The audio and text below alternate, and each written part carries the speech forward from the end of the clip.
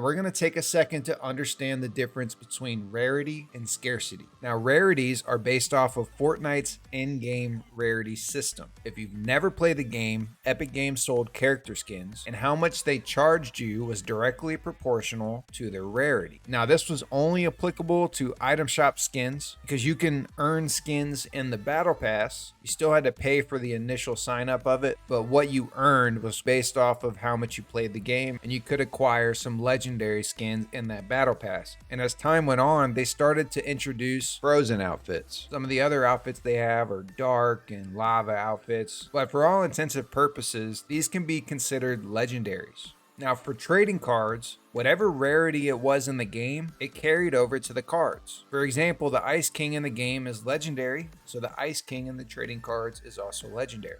Now, common sense would probably lead you to believe as you work your way from left to right, the value would go up when you're talking about the trading cards, which can be true, but it's really just coincidental. So let's go ahead and leave our common sense at the door because this will actually leave you astray. This is the one situation where having played the game or kept up with the lore of the storyline actually gives you a little bit of an advantage. Or if you have taken notice over the years which streamers have brought the most screen time to certain characters, because this has carried over to the desirability of certain cards in the collection. Now, there's so many factors, one of the most important being nostalgia, but the card market is very complex, even more than I can compute, because every single person's experience is just a little bit different. People have fallen in love with certain characters because of their own life experiences. You can't really say for certain that some cards aren't going to perform. Characters being introduced into the storyline or having a more prominent role has proven to affect the value of the cards. This would be equivalent to a third string quarterback being pulled up kind of like Brock Purdy. For this reason, the collection is a great long-term hold. Now notice I haven't really mentioned rarity at all, but to say it doesn't have an effect on the card's value would be wrong. Series 1 has shown us that legendary cards carry a little extra weight, but it might just be coincidentally that a lot of the legendaries are actually fan favorites. So with all that being said, I don't think rarity brings all that much value, but they do affect some of the card outcomes, possible pull rates. So I think the best way to tackle rarity is to actually use the Season 3 Mega Box.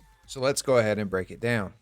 All right, so the way I like to think about the Mega Box is it's just 2 guaranteed cracked dice. The rest are simply extras. Okay, so your 2 cracked dice can come in 3 different combos. Okay, you can get a rare and an epic, an uncommon and a legendary, or a frozen and a legendary. So this is where our rarity comes into play. There are 100 epic cards, and they are the hardest rarity to complete because they have the most. Since you can only get an epic and a rare together, that's the only combination of Mega Box, it will take you 100 Mega Boxes just to complete the epic variation. And that's if you pull obviously every card you need. At a price of $60 per box, which is blowout cards price, you can find cheaper prices out there, but let's be realistic, the prices aren't going to last forever, so we might as well use a future-proof price. It will take you $7,000 to complete the epic set.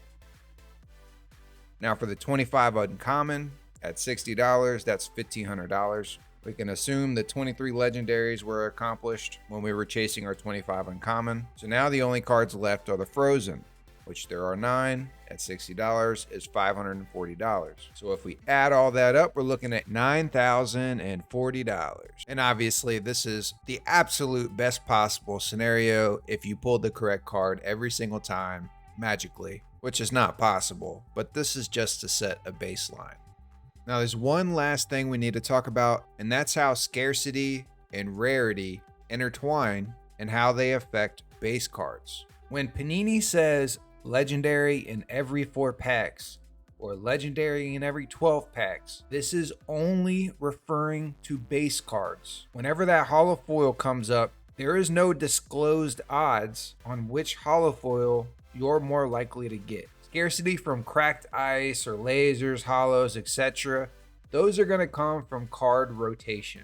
What I mean by this is based off of how many boxes have been opened and the amount of skins that are available to purchase or collect at this given time. That number is going to dictate what is scarce and what isn't. Panini's not going to give out their numbers. So the community is kind of left to their own determination to figure out what cards are scarcer than the other ones based off of what we are seeing in terms of grading and listings on eBay and so forth. Now, don't worry, we're going to hit this topic again later, but for now, you've been introduced to this idea of scarcity based off of card rotation.